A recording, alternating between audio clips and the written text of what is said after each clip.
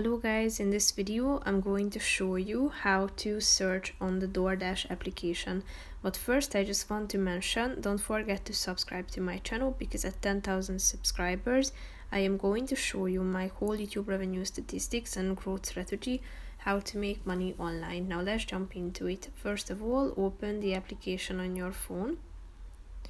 Then go to your home page, and here you can find a bunch of categories at the top of the screen, such as catering, flowers, shipping, packages.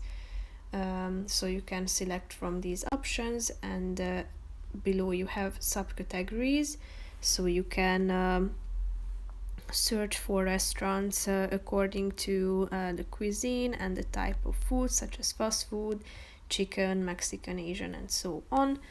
And if you have a particular service or restaurant in mind, click on the search button down below, and you also have the chance to type in the name of it into the search bar or the type of product that you are looking for. As you type it in or click on one of the recommendations, you will be able to see the results.